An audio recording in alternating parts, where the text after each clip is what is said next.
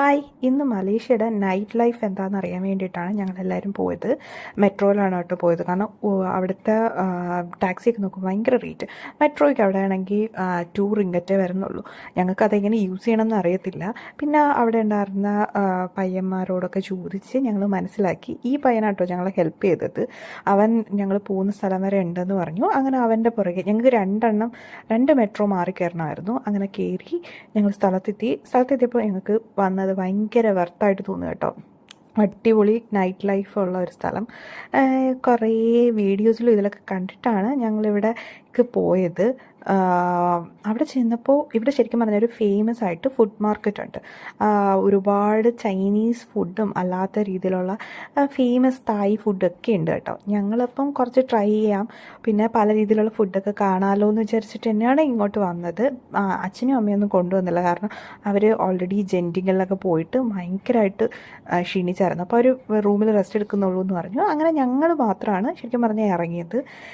ഇവിടെ ചെന്നപ്പോൾ sticky rice, mango sticky rice ഭയങ്കര ഫേമസ് ആയിരുന്നല്ലോ. കുറേ കാലം ഹാന കൃഷ്ണയുടെ വീഡിയോ ഒക്കെ കണ്ട് എനിക്കും കഴിക്കണം എന്ന് ഭയങ്കര ആഗ്രഹമായിരുന്നു. അപ്പോൾ എവിടെയെങ്കിലും പുറത്ത് പോയിട്ട് ചെയ്യണം, കാരണം നമ്മുടെ നാട്ടിലിപ്പോൾ എത്രമാത്രം കിട്ടും എന്ന് പറഞ്ഞാലും ഒന്നാമത് നല്ല റേറ്റും ഉണ്ട്, പിന്നെ ടേസ്റ്റ് ഒതൻറ്റിക് ആണോ എന്നുള്ള ഡൗട്ടും കൊണ്ട് കഴിച്ചിട്ടില്ലായിരുന്നു. ഇവിടെ ചെന്നിട്ട് എനിക്ക് ഈ ജ്യൂസസ് ഉണ്ടല്ലോ ഭയങ്കര കളർഫുള്ളായിട്ട് തോന്നി.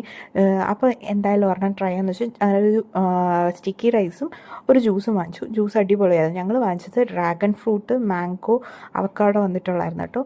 എനിക്കറിയില്ല കേട്ടോ ഇവരുടെ ഫ്രൂട്ട്സിനും ജ്യൂസിനും ഒക്കെ ഇത്രയും ടേസ്റ്റ് എന്താണെന്ന്. മാംഗോ അതുപോലെ ഭയങ്കര ടേസ്റ്റായിരുന്നു.